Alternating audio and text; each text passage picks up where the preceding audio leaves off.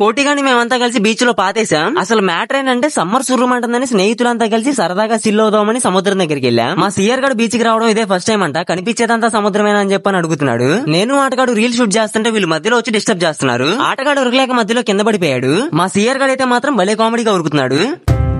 అటు ఇటు మర్యాదగా లొంగిపో, లేకపోతే ఇసుకతో నేను శపిస్తా అని చెప్పని అంటున్నాడు. మా సిఆర్ గడు ఆశ మామూలుగా లేదు. ఇక్కడ కావాల్సినంత తీసుకుంది ఇసుకంతా తీసుకెళ్లి అమ్ముకుందాం అంటున్నాడు. ఈ మాత్రం హింట్ ఇస్తే చాలు చెలరేగిపోతారు. ఐడియా వింటుంటేనే ఎంతో థ్రిల్లింగ్. సిఆర్ గడు సముద్రంలో దూకినట్లే లీటర్ నీళ్ళు ఎగిరిపోయి కిలోమీటర్ దూరంలో పడ్డాయి. తిన్నగా ఏ దూల పని చేయకుండా ఉంటే వాళ్ళు ఫ్రెండ్స్ ఎందుకు అవుతారు? సముద్రం ఒడ్డు కొట్టుకొచ్చిన కొబ్బరికాయ తీసుకుని దాంతో ఆటలాడడం మొదలు పెట్టారు. హేమంత్ గడు 2 క్యాచెస్ పట్టుకుని ఓవర్ కాన్ఫిడెన్స్ తో 3వ క్యాచ్ అలా పైకి ఏంట్రా అన్నాడు. అది మిస్ అయిపోయి హేమంత్ గడి హెడ్ కి మొక్క పెట్టింది.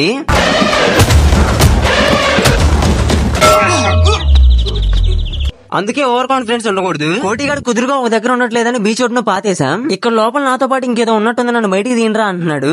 కానీ ఈ భూమిలో మాత్రం గండు చీమలు ఉన్నాయి, నల్ల తేళ్లు ఉన్నాయి, ఎర్ర తేళ్లు ఉన్నాయి, జీర్లు. ఇంకా బీచ్ లో ఫుల్ గా ఎంజాయ్ చేసి తట్టా పుట్ట సర్దుకొని బయలుదేరిపోయాం అనమాట. బాపట్లో వచ్చి బాదం పళ్ళు తాగకుండా వెళ్తే బాగోదని అందరం కలిసి బాదం పళ్ళు తాగాం. వెళ్లే ముందు మీరు కూడా సబ్స్క్రైబ్ అండ్ ఫాలో మాత్రం మర్చిపోవద్దే. వెళ్ళొస్తా.